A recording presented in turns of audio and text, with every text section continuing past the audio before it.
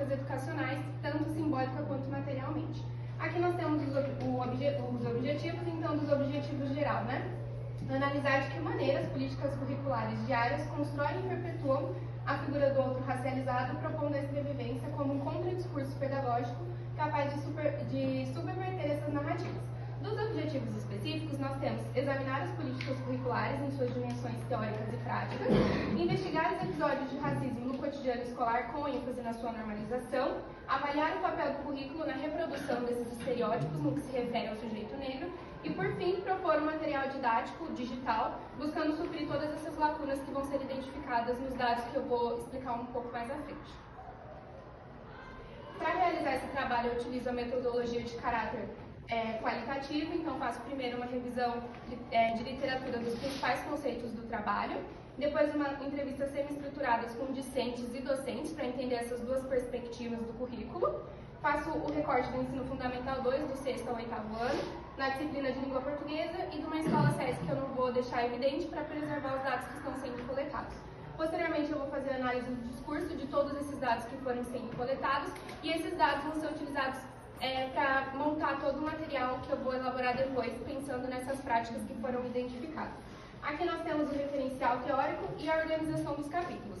O trabalho é estruturado em 6 capítulos. O primeiro capítulo trata da questão do currículo como um campo de disputa entre a teoria e a política.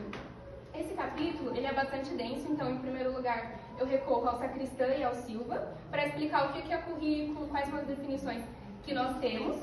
Depois ao Silva, para falar sobre as teorias do currículo, tradicionais, críticas e pós-críticas. Depois a Lopes e a Macedo, para falar sobre o pensamento curricular, especificamente no Brasil. Posteriormente, eu recorro ao Boll e o Bowie, para falar sobre o ciclo de políticas. E, por fim, a Lopes e a Macedo, para falar sobre o currículo no cotidiano. O segundo capítulo ele já é um pouco mais denso também, porque ele traz bastante reflexões e conceitos sobre as relações étnico-raciais.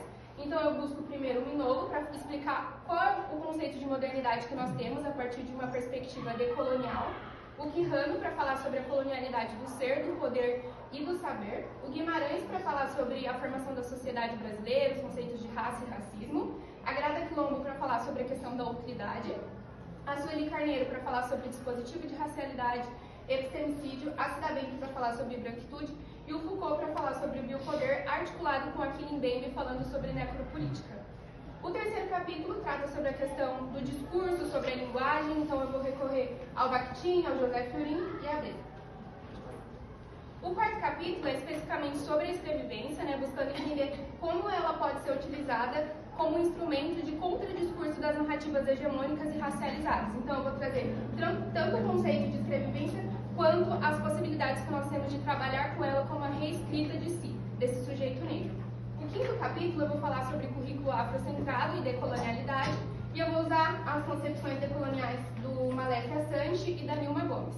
O sexto capítulo vai ser incorporado tanto pelas análises do discurso, como também do material didático que eu vou elaborar posteriormente com esses dados que vão ser coletados. E aí eu vou utilizar a perspectiva da educação antirracista do Gabriel Lemunanga, da Bárbara Carini e da Djamila Ribeiro.